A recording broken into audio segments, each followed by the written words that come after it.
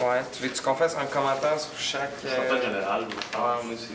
Je trouvais ça assez intéressant, surtout de voir les fails aussi, de voir les gens à quel point ils ont eu des échecs rapidement puis ils ont fait des pivots. Entre autres, l'équipe qui a gagné, vraiment, c'était assez intéressant de voir que tout ça, c'est une série d'échecs qui a amené un succès. Donc, je trouve que c'est un bel exercice. Ça amène aussi à gens réfléchir à ça, de pas toujours parler de moi, je pense qu'il y a un besoin, moi, c'est ce que je veux, mais de dire, y a-tu réellement un besoin? Puis les gens, surtout, sont-ils prêts à payer pour ça? J'ai bien aimé ça. J'ai trouvé qu'il y avait une super belle ouverture. Il n'y a personne qui avait peur d'admettre qu'il avait fait une erreur. Puis je pense que ça c'est super. J'ai trouvé que la qualité des individus était le fun. Il y avait de l'énergie. Il y avait de l'intellect. C'est toujours le fun de voir ça.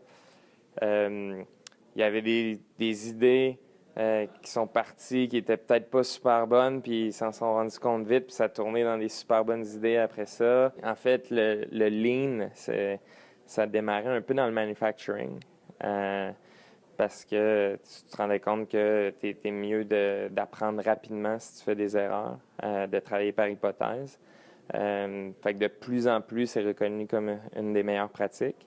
C'est une technique qu'on utilise. Malheureusement, bien souvent, on fait même nous autres l'erreur en se disant oui, il y a un besoin, go, on va vite, puis on pote de l'argent là-dedans. Je l'ai fait dans une couple de compagnies. Généralement, c'est ceux-là qui ont fini en échec.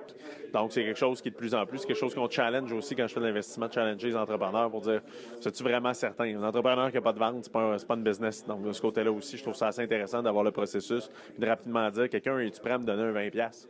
D'avoir une communauté, un écosystème de start-up, c'est une des choses qui est clé pour que les entrepreneurs réussissent. De plus en plus, on se rend compte que les entrepreneurs qui ont réussi vont le dire eux-mêmes, c'est souvent parce qu'ils ont été bien entourés de d'autres entrepreneurs, de personnes qui sont là pour les supporter.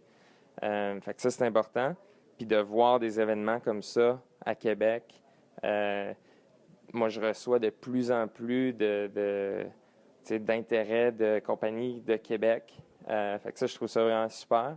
Il y a encore un chemin à faire pour vraiment bâtir un gros écosystème qui est stable.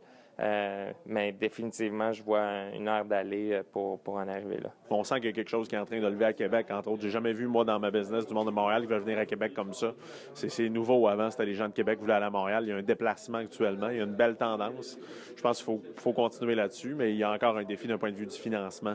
C'est sûr et certain à Québec. Là. Même à Montréal, c'est un problème. C'est plus à Toronto que ça se passe, mais je pense que c'est en train de s'en venir.